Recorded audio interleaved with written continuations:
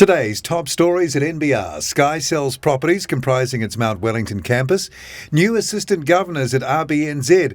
EBITDA loss of more than $1 billion for Qantas. And there's more coming right up.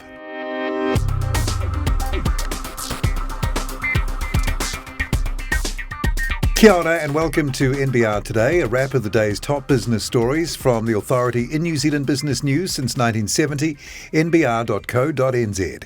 It's Thursday, December 16th. I'm Paul Brennan. Thanks again for joining us.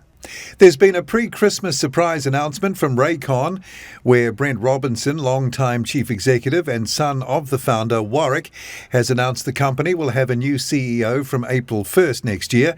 The date is no April's Fool, but has come about more quickly than originally planned, Robinson told NBR.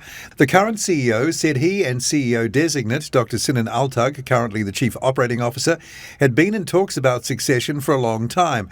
And after bringing Altug over from heading up the global operation to New Zealand late last year, the COO had proved he was ready to step up. I remember meeting Warren and consequently Brent and Darren in late 90s and at that time something that was amazing to me was their passion for the business, their pride and their knowledge. Raycon CEO designate Dr. Sinan Altug. Broadcaster Sky has sold 3 properties that comprise its Mount Wellington campus for $56 million to New Zealand's largest property investor, Goodman Property Trust. The 3 properties have been marketed by Colliers New Zealand since the end of March and comprise 9,300 square metres of buildings on a land area of 26,500 square metres.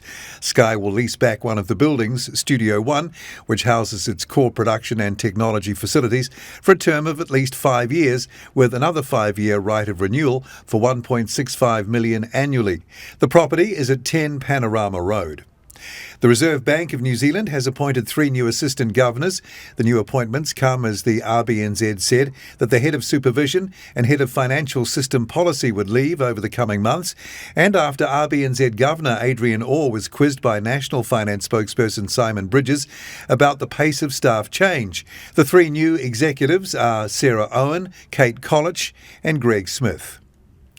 Economic activity fell by 3.7% during the 3 months to the end of September, but the slump was not as bad as most economists had forecast. In its consensus forecasts, NZIER reported the average expectation among forecasters was for GDP to shrink by 5% during the September quarter as the economy was hit by lockdowns in response to the Delta outbreak in August. Statistics New Zealand said the slump in the September quarter followed a 2.4% rise in GDP in the previous 3 months. While the 3.7% drop is not as bad as most expected, it's still the second largest fall in GDP since the series began in 1986. The worst quarter was recorded in the 3 months to the end of June 2020, when activity fell by 10.3% after the country first went into lockdown in response to the COVID-19 pandemic. Australian airline Qantas reckons its balance sheet is in good shape, but it's expecting an underlying EBITDA loss of more than Australian $1.1 billion in its first half 2022 period as the Omicron COVID-19 variant continues to weigh on future demand. The ASX-listed company told the market today, Thursday, it expected an EBITDA loss of between Australian $250 and $300 million, but including non-cash depreciation and amortisation costs, the loss could exceed $1.1 billion. The airline received about Australian $1.2 billion in government support in its last financial year, mainly via JobKeeper payments and support for domestic passenger flights and international freight routes that would not otherwise have been commercially viable. The Australian airline's latest market update did not include a figure on government support. The full details of those stories and more are at nbr.co.nz right now. I'm Paul Brennan. I look forward to being with you again from around lunchtime tomorrow for the morning's NBR trending stories.